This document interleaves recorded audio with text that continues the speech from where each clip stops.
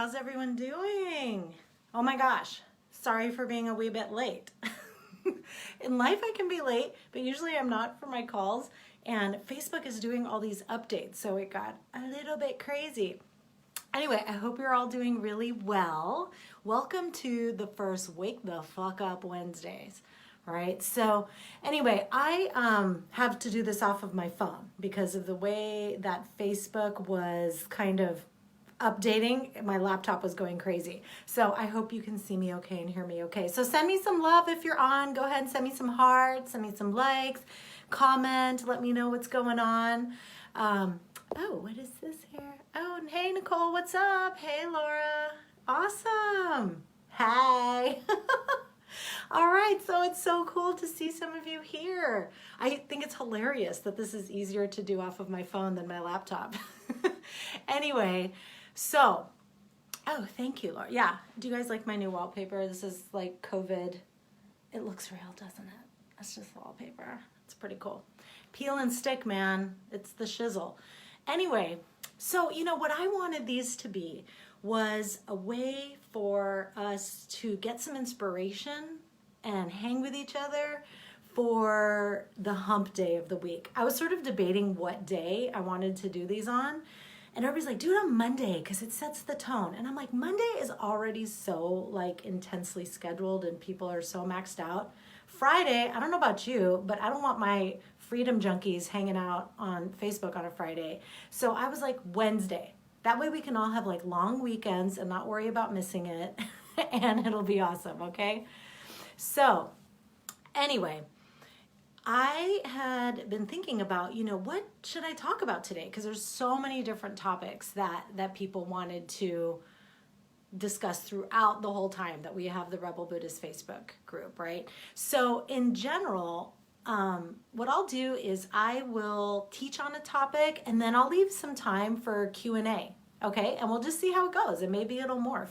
So one thing that I have been seeing as a common theme in the last week, which to me means it's a sign from the universe that I should probably talk about it more broadly, is this concept of setting up intentions, right? And what I call mini visualizations, okay? And it is really great for like mini manifestations.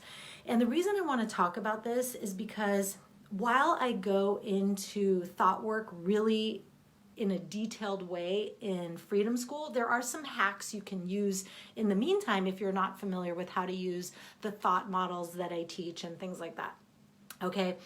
And some of you that have been with me from the beginning with like, you know, back when my retreats over at Brighton Bush and Oregon and things like that, you may find this tool really familiar. But anyway, I wanted to give you this hack that you can use to help create a more positive mindset that you can apply to everyday situations when you can't sort of access doing a thought model in the way that I teach more intensively, okay? So it's sort of a four-step process, okay?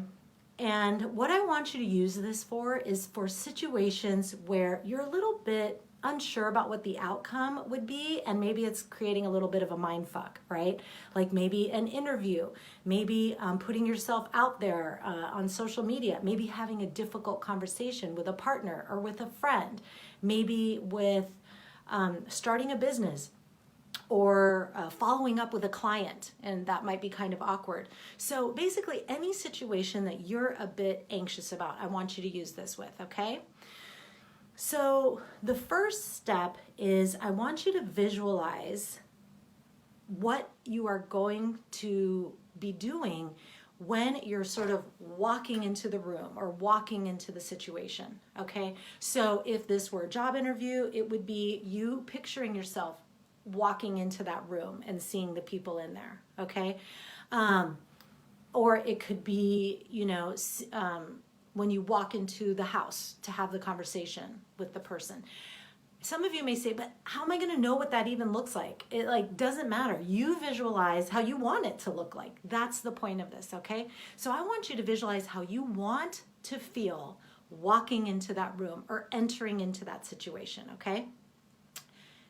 Even more importantly, in some ways than visualizing this, is I want you to embody how you want to feel walking into the situation, okay? So that means that you're going to maybe want to feel confident, or maybe you have a tendency to lose your shit, so you want to feel compassionate or calm or peaceful. I'm laughing because that's always mine, right? I'm a very fiery Leo. Let's just put it that way. So visualize walking in, visualize and embody how you want to feel. That is super important. 2, you're going to visualize what it's like during the whole interaction, right? Exactly what you're going to say. You can even, I want you to get detailed, right? In these visualizations, how is your hair? How are you looking? Are you walking and totally rocking it, right? Oh, I see my hair person. Sorry, Debbie, I didn't do my hair today. Anyway, so I want you to visualize just how amazing you're gonna feel and look, what you're wearing. You're gonna walk in there, you're gonna sit down. What is your facial expression? What exactly are you gonna say to these people, right? Or to this person? How are you gonna deliver it? What is their response going to be? And remember, this is not about visualizing all the shit that could go wrong. This is visualizing how you want it to go, okay? So then you're visualizing, oh yeah, they're gonna totally agree, right? And they're gonna give me what I'm asking for. And then you're also embodying that feeling. Because maybe when you walk in, you wanna feel excited. Maybe during it, you wanna feel confident or grounded, whatever that is, okay? So you're visualizing, again, the detail and you're embodying the feeling. 3, you're gonna go and then visualize yourself how you leave the situation.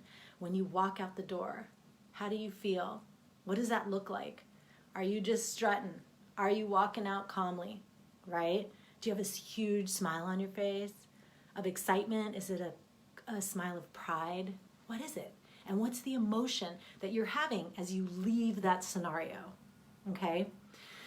Then the 4th step, and this is so important, is I want you to visualize the best possible scenario. And I'm talking like the best possible scenario. Like if we're looking at a job interview, for example, you are visualizing not just that you got it, but that they offered you more money and more paid vacation time or whatever it is. And you know why that is so important? It is so important because if you don't visualize the best possible scenario, it can't happen. Like the iPhone that I'm doing this on did not happen without someone visualizing it. If you don't visualize something, you cannot put it out. Like the universe doesn't even know that that's what you want. So you have to visualize it to even give it the remote possibility of happening. So this is why dreaming is so important too, you know, and I don't mean bedtime dreaming, right? I mean, this is why dreaming of what you want, the best possible scenario. This is why that is so important, because only once you visualize it does it become possible with anything someone invents, right? With any concepts. It's like the person first had to visualize the iPhone. They had to visualize a satellite. They had to visualize a new design of clothing. They had to visualize, you know, how they're going to do your makeup or your hair, whatever. It can apply to anything. So those are the 4 steps. Let's review them again. Visualize and embody how you want to feel going into the situation. Visualize and embody how you're going to feel during it and exactly what's happening. Visualize and embody how you're going to feel walking out. And lastly, what is the best possible scenario? And you are going to practice this over and over before that actual event. And then you're going to do this right before. So I mean, literally, you're like in your car and you do it again. You close your eyes, you walk through it. Because here's the thing. Your mind, if you visualize something, it's like it's happening. And when your mind is on board with what you want, it's more likely to help you out and keep shit in alignment with your goals, right? This is why you may have heard like prisoners of war. have, talked about, well, I just, for years being stuck in the prison camp, I visualized my golf game.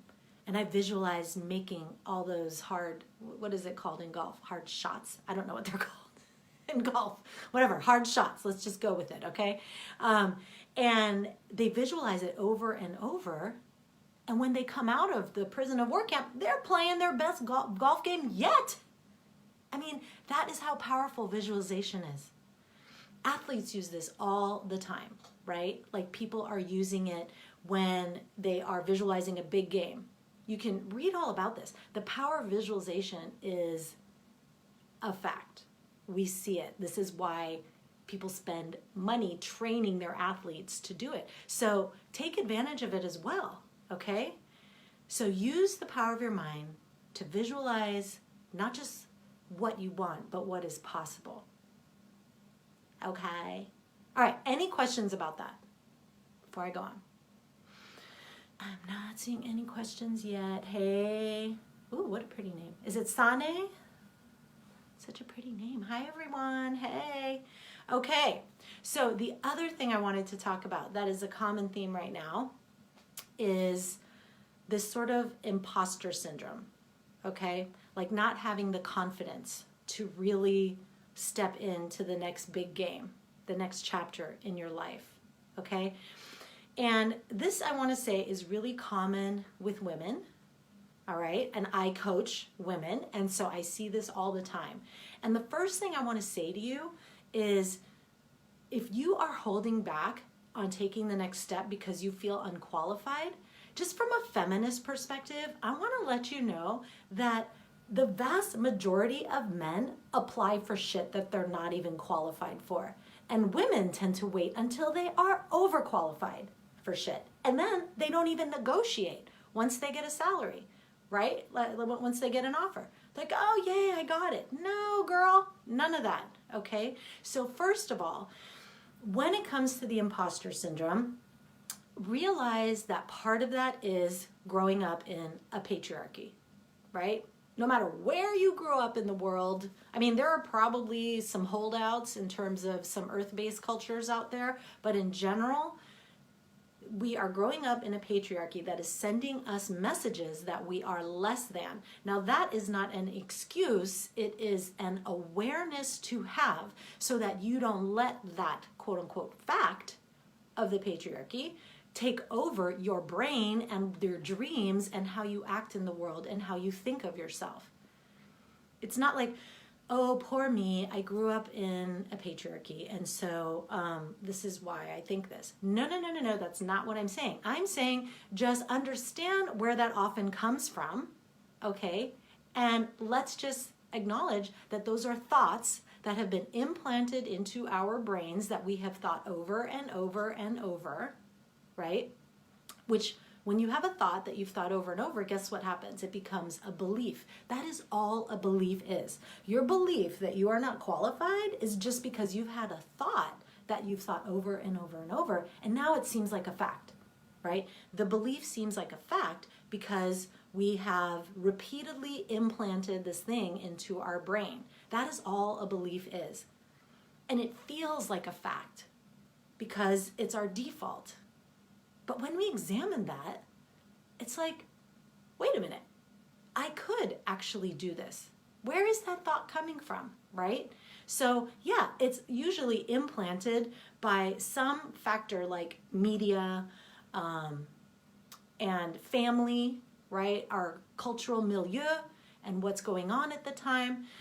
So those things come in. And again, you are not to use that as an excuse. You are to use it as a method of understanding, hey Jenny, so that you can then step up and change your mindset around it, okay? So when you're having imposter syndrome, really look at yourself and see if there are examples out there of people who have done what you want to do without the qualifications that you think you should have.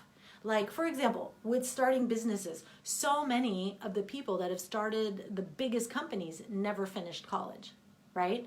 And I'm sure that there are women out there who feel like they can't start their business until they have an MBA from Harvard, right? Right. Because it takes a rebel, right? You need to really be challenging those thoughts that have been implanted into your mind in a way that you can then step out of this box, okay? I would say that the majority of people that have come to me with imposter syndrome have no grounds for it, you know? They're like, oh, I want to start this coaching business, but I need to have this certification. Or I want to help young women, but I need like some degree in like developmental psychology or something. And it's like, no, you don't. You know, I always think about mothers, and like, as a good example, like they feel like stay-at-home moms, they're like, I don't have any work background or something, right? And I'm like, girl, you've been managing schedules, you have been having to stay organized, you've been having to multitask and all of these things. Like, you are capable of so much more because of your life experience. And if you want to get out there and help people, use your own life experience as valid as well, okay? Now, this is not to say if you want to get a degree, go ahead. And obviously, some things require degrees before you can even practice, like becoming a lawyer or becoming a nurse or whatever. But in the meantime, it doesn't mean that you are not capable of beginning, okay? One of the things that I often see that I really want to talk to you right now is that Jenny says, totally agree with you, sister, right? And so one of the things is that we often think, okay, to get the result that I want, I need to be that person. Or like I need to be that person, and I can't really embody all that until I have the job or until I have the degree or until I have that credential, right? It's like I can't be successful unless I have all those things. And it's actually the opposite, y'all. It's kind of crazy.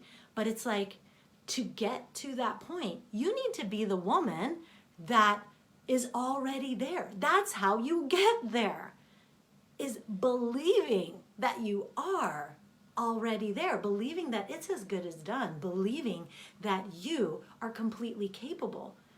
You don't wait to feel capable until you've achieved the result. You don't wait to feel competent until you have the business or X amount of income. The way you create the business or the X amount of income, the way you create your freedom-based lifestyle and travel around the world, the way that you get that camper van you've always wanted or whatever, is not to think about how you're not there already. You need to think about how you are already embodying those qualities and how you can continue to embody those in the meantime, right? Like, I did not build my business by saying, one day I'll be a successful life coach. That is not how I got there. When people ask me what I did before I had any clients, they're like, what do you do? And I wasn't like, I'm a nurse, I'm a midwife, right? Which I was at the time. I was like, I'm a life coach. Hi, here's my fucking card, motherfucker, call me, right? It was like, you need to be that person. Because guess what? If I didn't believe already that I was an amazing life coach, would I have recruited people like that? No, right? So can you see? It's not gonna happen if you're waiting to feel a certain way. Another lesson, Jenny's saying, oh my, it's like you read my mind, saving up for a camper van, right? Because I've been there. So the thing is, y'all, that if you are feeling rushed to get your result, here's another big lesson I learned, especially in the last year, because I just set some pretty amazing goals for myself for the next year. And it was kind of creating some stress for me. And because I know that I don't create what I want from a place of stress, I really did some work around this. And one of my colleagues, he said,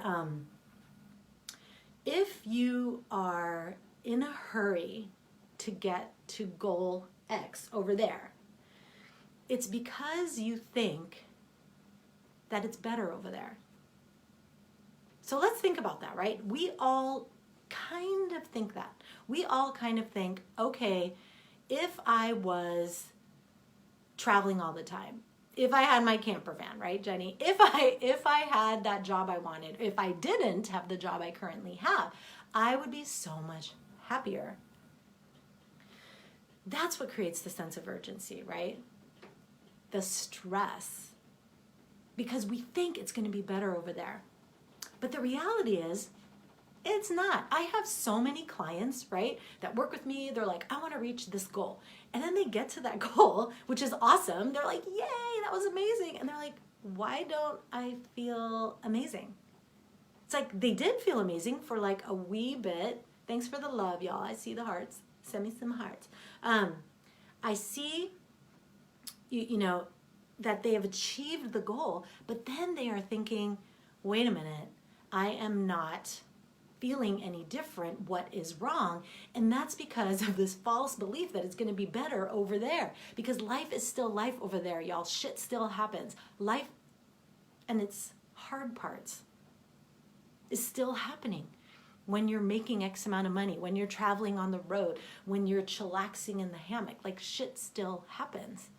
So we can't just pretend that life is going to be so much better once we achieve these goals, because that's not how you get those goals, and you're going to be really disappointed. I'm sorry to say, you're going to be really disappointed when you get there, because I've seen it so many times.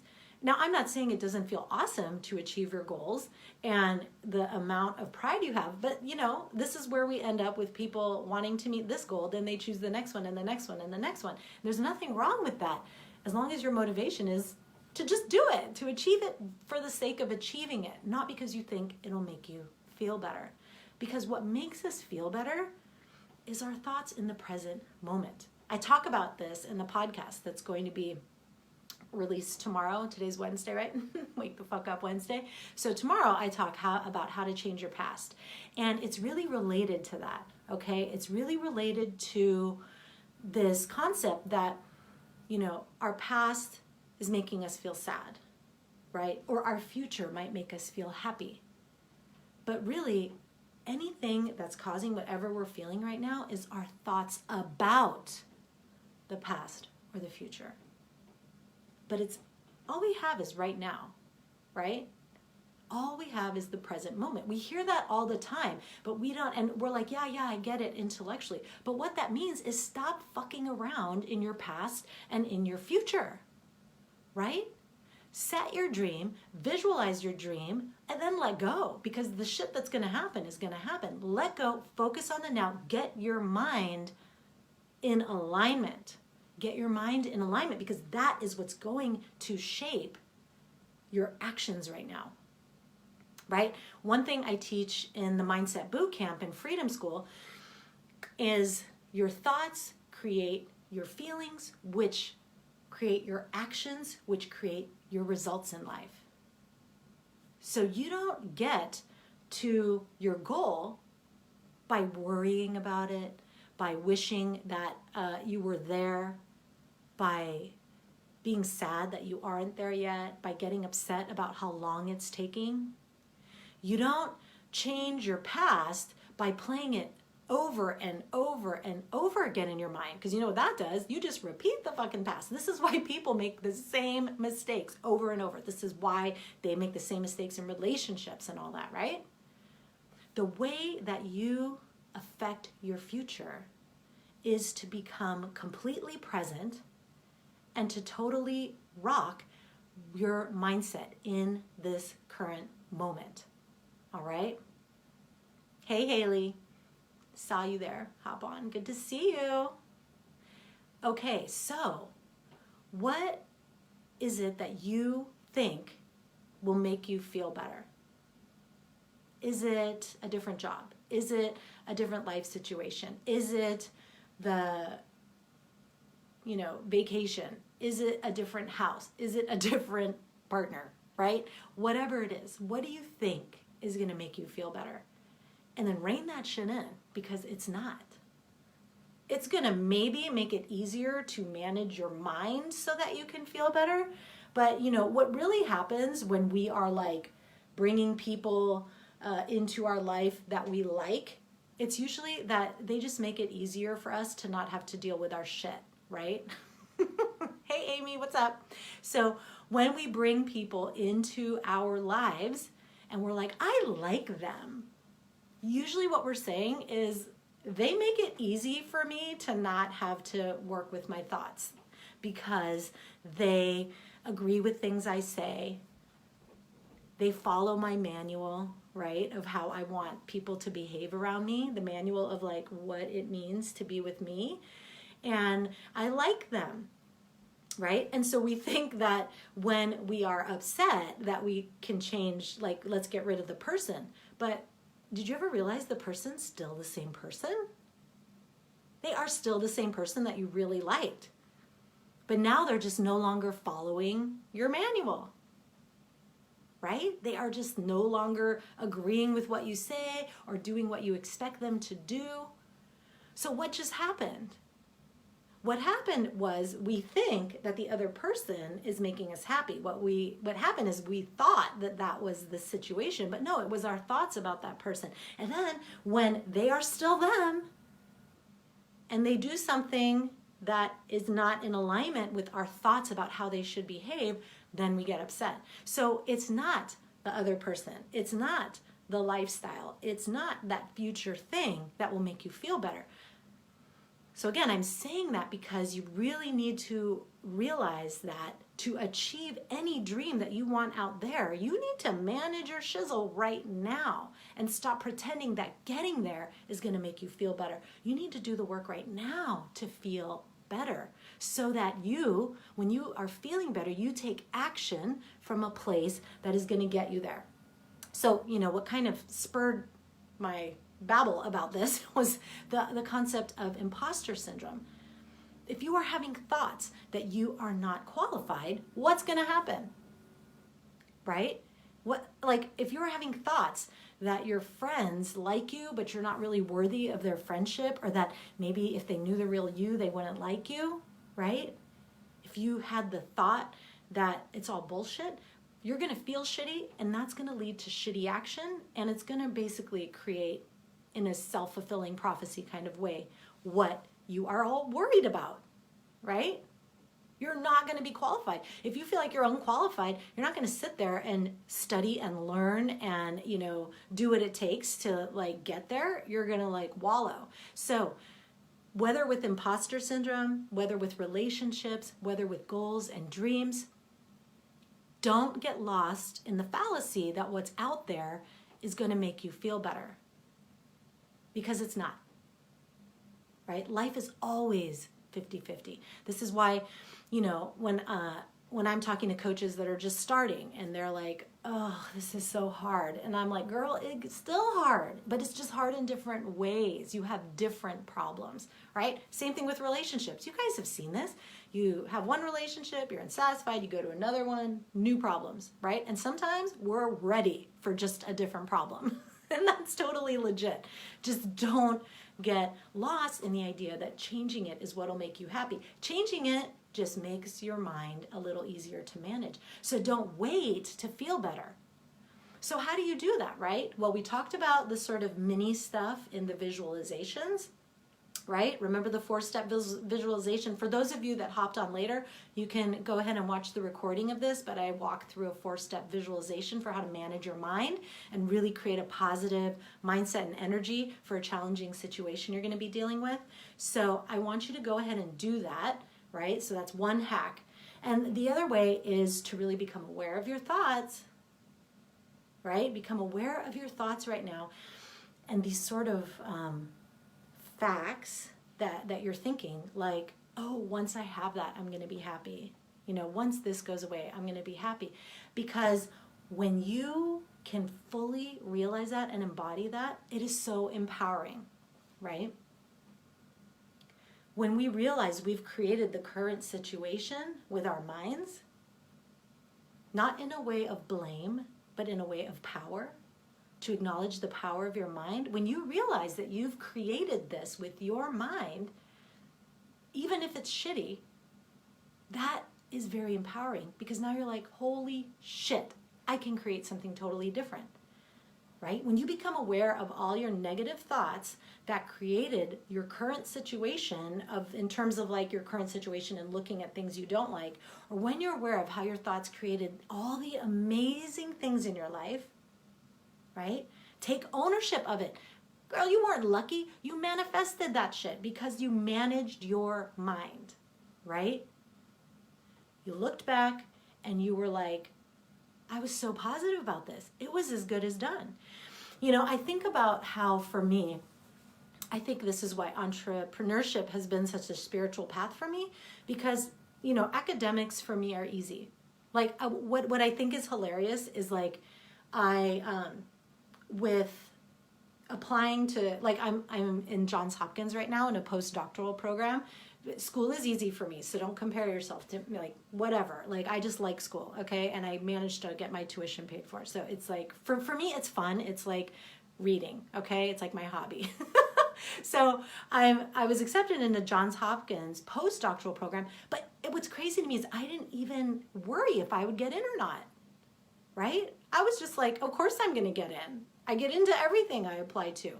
And, well, with my podcast, it was like, I'm so scared to do my podcast, right? And it's like, why is there that difference, right? With the confidence. It's just in my mind. So I had to do the mind management, right? Like, how can I think about any challenging thing I want, just like I do about academics, right? Because it's so easy for me. What if I approached everything in my life like it's as good as done? And some of you might say, well, what if you get disappointed and you don't get the job? Or what if you get disappointed and the relationship doesn't work out? Or what if you get disappointed and you have to stay in your current job? Yeah, what if? At least you enjoyed the journey and had positive thoughts and feelings through the journey. Why fail ahead of time and feel shitty ahead of time before something even happens? Choose the positive mindset. You are going to be way more likely to manifest the results you want when you are coming from a place of alignment with your thoughts and feelings to take the action you need to create that. And then, let's say things don't work out, at least you're feeling good until that point. And then it's not like you regret, oh, I just felt shitty this whole time, right? But what's ironic, and I want to remind you of this, is that the likelihood of failure is so much lower when you have a higher vibration, when you are in alignment with creating that result. One of the main things that separates successful people, and I don't just mean financially, I mean spiritually and emotionally, right, is believing that it's possible. You know, I think about my meditation teachers, right? And I think about just like, for me, like the philosophy of Buddhism in general, that we all have Buddha nature within us. Like we are all capable of attaining like our highest good. All of us, all living beings, right? And if you believe that that's possible, that is like a whole different mindset than if you're taught that your inherent nature is flawed, right? And then I think about, you know, the power of some meditations with like visualizations and why they're so effective. And it's because you're visualizing yourself as this amazing, achieved being. So it applies not just to like financial success, it applies to like spiritual growth, intimacy in relationships. You know, when you see that it's possible, you are way more likely to achieve it. So, I hope that this was beneficial to you. I hope it helped you wake the fuck up in the middle of the week, okay? And if you hopped on late, hey Kristen, hey Bruna, so go ahead and when this ends, you can go ahead and watch the replay because we covered some amazing things, okay? We covered the 4-step visualization. We covered mindset stuff, so much stuff, probably too much stuff. I'll try to keep it simpler next time.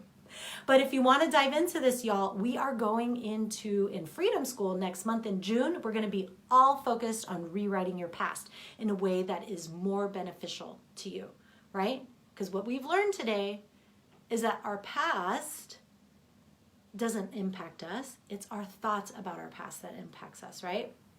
It's our thoughts about our past that is affecting the way we feel and the actions we take right now, not the actual past itself. So we need to rewrite the story in your head, because your story is a bunch of thoughts about that. So if you want to do this, go to joinfreedomschool.com, okay? Jenny's saying, can you recommend any books to read regarding what you've been talking about?